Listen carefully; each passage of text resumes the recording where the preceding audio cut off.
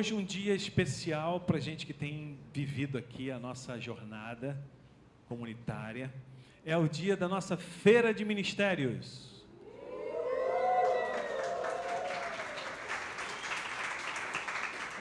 Eu olhei para... Cris. A Cris é a nossa a mulher do Uhu. Daqui a pouquinho, os ministérios virão aqui, representados pelos seus líderes. E vamos falar um pouquinho do que cada um faz. E esse é um tempo em que cada um de nós, do corpo de Cristo, da igreja, é convidado não só a participar, mas de expandir a consciência de que nós fomos chamados para o serviço. E como gostamos de dizer aqui, é serviço, não é trabalho. Trabalho cansa, serviço energiza. Foi Jesus quem disse: aquele que quer ser o maior, que seja o que? Sirva. Eu vim para servir, não para ser servido. Jesus chega a lavar os pés dos discípulos. E essa é uma oportunidade tão especial para a gente, que não foi à toa que Jesus disse uma palavrinha para os seus discípulos que ficou gravada nos evangelhos, que ele diz: mais bem-aventurado, ou mais feliz é o que serve. Não, mas deixa eu ir lá para o outro texto. Mais bem-aventurado é dar do que receber. Mais feliz é o que dá do que o que recebe. Eu gosto de pegar essa palavra, e eu já estou aqui fazendo uma introdução àquilo que virá pela fala dos líderes dos ministérios. Jesus estava nos dando um segredo. Se a humanidade entendesse isso. Por que Jesus diz que mais feliz é o que dá do que o que recebe? É simples, gente, muito simples, mas é um segredo. A essência do amor é doação. Amor é mais do que um sentimento, mais do que uma sensação. Amor é atitude, é o desdobramento da revolução do que a gente tem aqui dentro da gente, de melhor, que vem para fora e transborda em serviço. Por isso que é feliz o que dá, sabe por quê? Porque ele encontrou a essência da vida, o amor. Fundamental aos poetas é mesmo o amor. É impossível ser feliz sozinho. É no outro que a gente concretiza o nosso amor. E nós fomos chamados a servir o outro, a dar para o outro, porque só assim acontece o amor.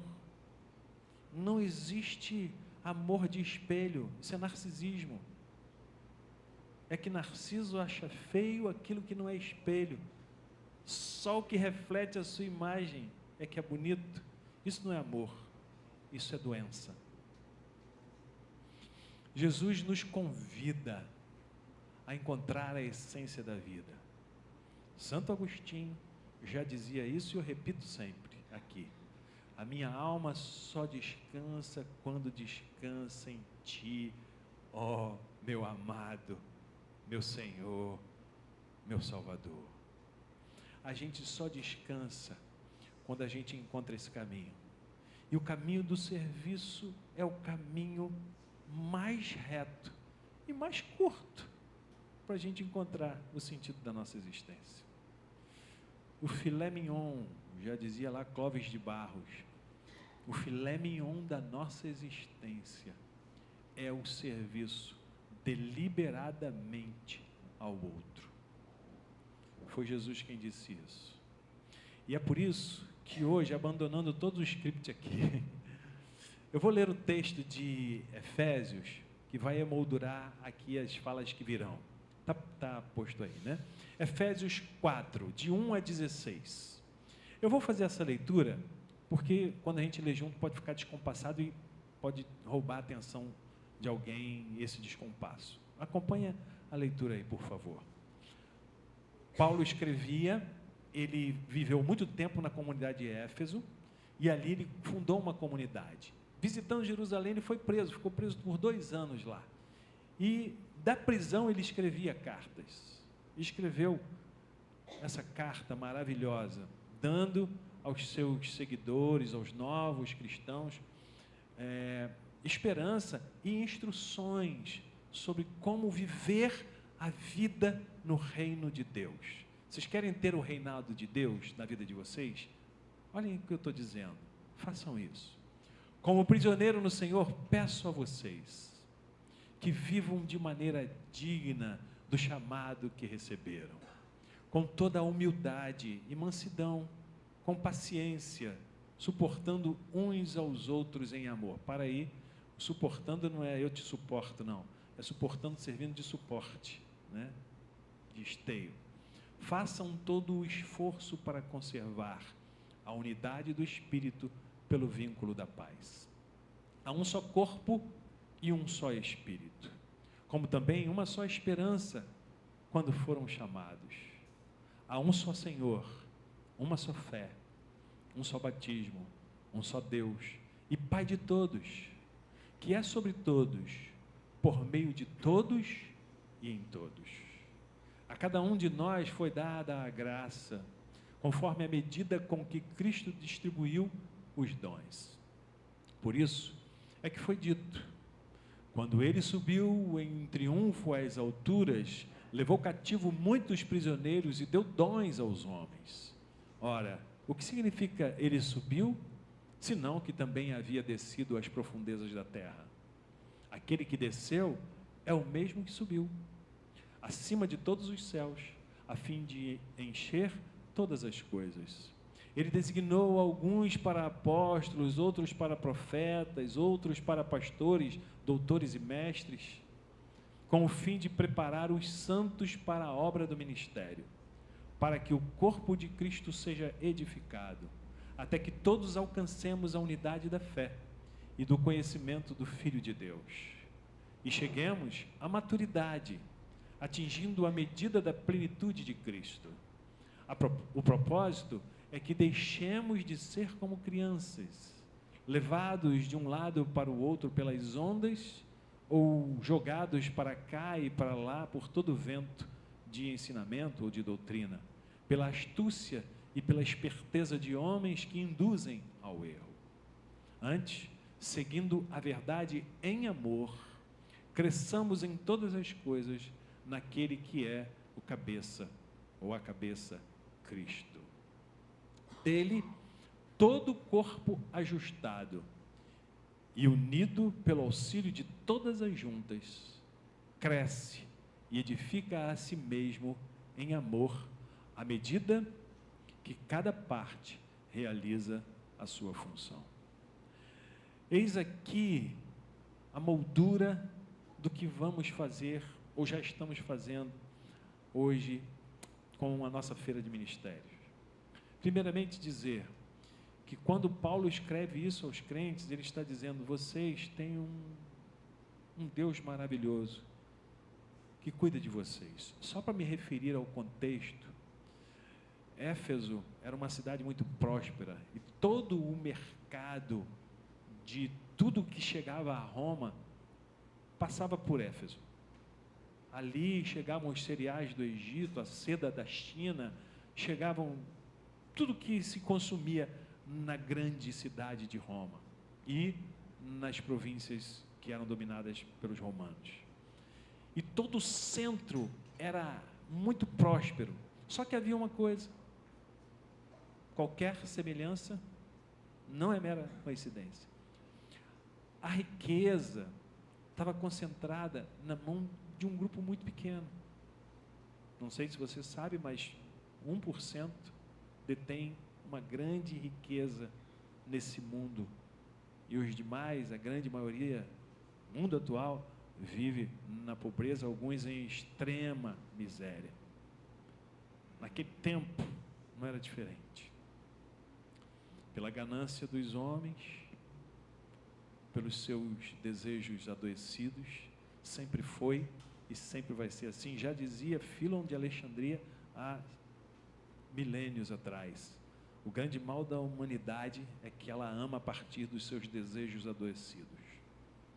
A gente não ama da alma, das entranhas, da essência de quem a gente é, mas desejos infantis e totalmente distorcidos. Às vezes a gente deseja coisas que não queremos, queremos impressionar alguém. Já dizia, né? Às vezes a gente compra uma roupa que a gente nem quer, não está muito afim, mas é para impressionar quem a gente nem conhece, às vezes é quem a gente nem gosta. Desejos adoecidos levam a gente a amar errado. Isso não é amar. Naquele tempo, as pessoas estavam oprimidas e só havia um caminho que elas estavam encontrando para se livrar do que elas faziam para sublimar essa dor. Elas iam para o vício, para a prostituição, para a bebida, para aquilo que destruía a dignidade, porque não aguentavam viver essa opressão. E o Evangelho de Jesus chega, e Paulo vai apresentando e vai dizendo: vocês não precisam ser cativos desses pensamentos ou dessa opressão. Façam na vida de vocês um novo reino. É quase para dizer assim: criem um reino paralelo. Façam comunidades diferentes para vocês viverem de forma diferente, porque era assim, exatamente assim que vivia a igreja primitiva. Eram bolsões de famílias que se uniam para sair dessa opressão e dessa vida dura, sem esperança. E Atos dos Apóstolos vai registrar: perseveravam unânimes na doutrina dos apóstolos, na comunhão e no partir do pão, nas orações e no partir do pão. E Paulo vai levando isso àquelas pessoas e vai dizendo: eis um novo caminho, eis a esperança. Vocês não precisam amargar essa vida que vocês estão levando. Chegou a hora, eis o caminho, Deus presente. Quando você se deitar, colocar a sua cabeça no travesseiro, lembre-se de que você não está sozinha, você não está sozinho, Ele está lá. Quando você estiver diante de um grande desafio, você não tiver força, fala assim: ah, meu filho, minha filha, clame a Ele, Ele está presente. Quando você perder as forças, lembre-se, aquilo que o apóstolo Paulo diz: tudo posso nele que me fortalece. Paulo está levando essas palavras a pessoas que estão sem esperança. Estão dizendo: vocês recebem isso, vivam assim. E sabe uma coisa? Quanto mais vocês viverem isso, vocês vão, além de sedimentarem isso ficar lá gravado no coração, na alma de vocês, vocês vão espalhar isso pelas pessoas. Atos também registra que dia a dia iam sendo acrescentados aqueles grupos, aqueles que iam sendo alcançados pela simpatia. Você é muito simpática, Gil. Você me alcança com o seu sorriso. Você, Sueli, é uma mulher que faz doces maravilhosos. Suas sobremesas nos fazem delirar. Com licença da palavra, vocês estão chegando aqui pela primeira vez, alguém já disse que nesse dia a gente tem uma experiência, vou dizer o que foi dito, tá? Como é que é mesmo? É o filtro, né? Não me deixou.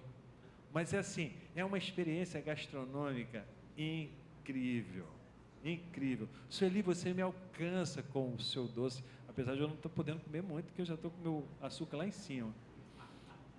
Ronaldo, você com seu abraço, Ronaldo, que abraço maravilhoso, você me alcança. Paulo estava dizendo isso, vocês foram alcançados por esse olhar amoroso de Deus. Deus ama muito vocês, Deus considera vocês filhas e filhos amados. Isso é capaz de salvar a vida de vocês, tirar vocês do laço da depressão, do desânimo, do desespero. Vivam isso. Agora, vocês também podem levar isso. Leve a sua doçura, leve o seu abraço, leve a sua simpatia. Estava registrado lá em Atos dos Apóstolos, dia a dia, aqueles que iam vendo os crentes diziam: lembrei aqui, Tertuliano, um dos pais da igreja, depois você procura lá no Google, no 2º século, ele vai escrever uma coisa fantástica, que foi o tempo do martírio, onde os cristãos iam sendo levados para o martírio. Ele diz assim: olha como vivem os crentes, como se amam, como vão alegremente cantando e louvando enquanto vão para o martírio. Eu não recomendo aqueles que são muito sensíveis. Minha esposa não passou da 3ª página do livro dos Mártires, de John Foxe. É um livro que conta uma história belíssima dos mártires. É pesado, porque conta a história verídica. E era essa a vida, o ideal de vida, sabe qual era?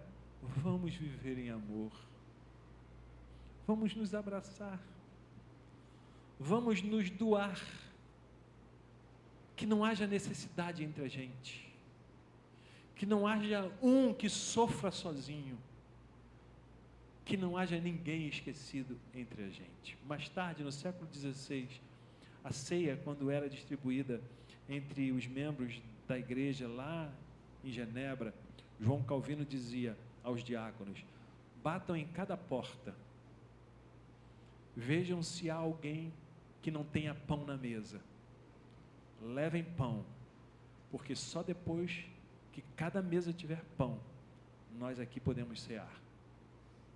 A mesa de Cristo é para todos, e que não haja falta em ninguém. Gente, se o mundo vivesse isso, mas há quem diga, e você me disse isso pela primeira vez, Abraão, meu amigo, nós somos os reis e as rainhas das nossas casas. Nós podemos ser reis bons, nós podemos criar cidades ao nosso redor, cuja bondade seja o grande alvo, a justiça, a paz, a misericórdia, a graça, o amor. Sabe quem faz isso hoje? A igreja. Se a gente é a igreja e a gente não recebeu isso, é porque a gente talvez não esteja atento porque Deus quer nos dar.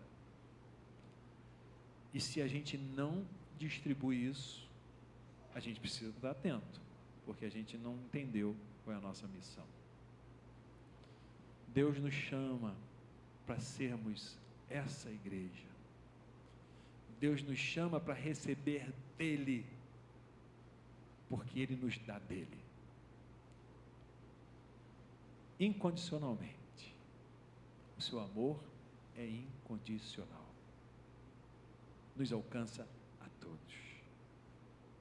Receba isso, recebemos isso. E o que fazemos com isso? Não somos... Deixa eu falar aqui, fazer um gráfico. Se eu tenho a mão assim, eu não dou. Mas se você quiser me dar, eu também não vou receber. Como é que eu vou receber? Se eu faço isso para dar, eu estou assim também para receber. Essa é a matemática do reino de Deus. Vou terminar com uma pesquisa que fala muito sobre essa nossa disposição interior de aprender a dar como essência da vida, porque a gente descobre o amor a partir desse gesto de doação. Nós conhecemos uma pessoa que estava trabalhando no mestrado dela, dissertação sobre semiótica, símbolos e tal, e ela pegou os elementos da Santa Ceia, o pãozinho e o vinho, para fazer a pesquisa do que representavam esses símbolos. E lá, algumas perguntas. Uma das perguntas da pesquisa dela, de campo, era a seguinte: quando você vê o sacerdote lá na frente partindo o pão e repartindo, olha a pergunta, o que isso traz para a sua mente o que isso representa. Qual a representação imediata que vem na sua cabeça quando alguém reparte o pão da Santa Ceia? Resposta de mais de 80%, não vou falar 80% para não ficar no Pareto, né? Mais de 80%. Repartir é perder. Gente, esse assombro é porque a gente está aqui num momento de reflexão, mas eu e você, nós fazemos isso. Nós reproduzimos isso inconscientemente. A gente não quer perder nunca. E a gente faz uma matemática errada. Porque no sistema capitalista, individualista, materialista, repartir é perder mesmo. Se eu perco um centavo, eu estou um centavo mais pobre. É conta. Por mais que eu me assombre, é realidade. Repartir é perder.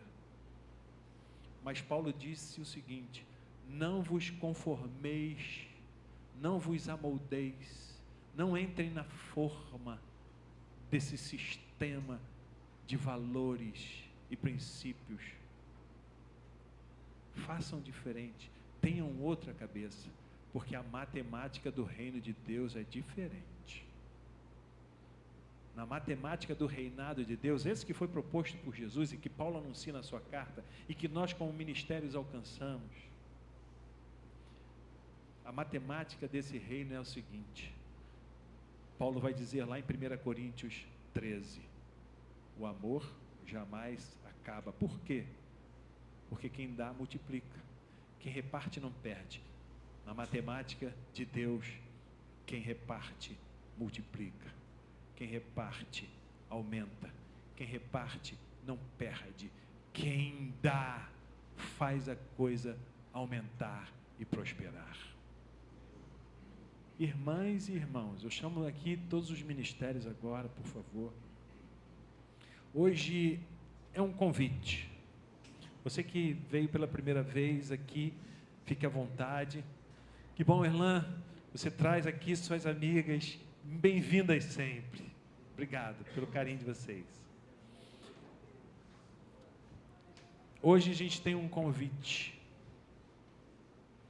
Essas pessoas que estão aqui à frente, elas nos representam a todos. E de alguma maneira, elas já estão em ação, porque ouviram o chamado e já estão com as mãos aí na obra. Estou sentindo falta da Elaine. Tá. Vem para cá, vem para cá. Assim como recebemos, fomos convidados a dar. De que maneira nós podemos dar como igreja? Servindo. Aqui há várias formas de servir. Todos nós, de alguma maneira, recebemos algum dom. Talvez você não seja chamado para pregar. Talvez você não seja chamado para ensinar, mas você seja chamado para ficar nos bastidores. Quem sabe cuidar das crianças, ou ficar na recepção, ou no som, na imagem, ou em algum lugar que você acha que Deus esteja te chamando. Eu queria fazer uma oração antes da gente começar aqui, e que você pudesse aí, no quarto escuro da sua alma, colocar o seu coração diante dele, do Eterno. Deus querido, são muitos os dons que o Senhor nos deu. Diferentes dons, diferentes habilidades, e essa é a beleza da comunidade. Com as nossas diferenças, nós não nos ameaçamos uns aos outros. Por ser eu diferente, não sou melhor, só diferente. Que as nossas diferenças, ao invés de ameaças, sejam ao contrário, oportunidades de complementarmos aquilo que nos falta. E que como corpo, na completude e na unidade, possamos funcionar bem. Para a tua honra, para a tua glória, para o teu reinado aqui entre nós. Que cada um aqui seja convidado pelo teu Espírito para aquela área que o Senhor já esteja colocando nos seus corações, que seja um desejo bom da alma participar daquilo que o Senhor mostrar a cada um nessa hora. Te entregamos as nossas vozes e o que fazemos. Em nome de Jesus, amém.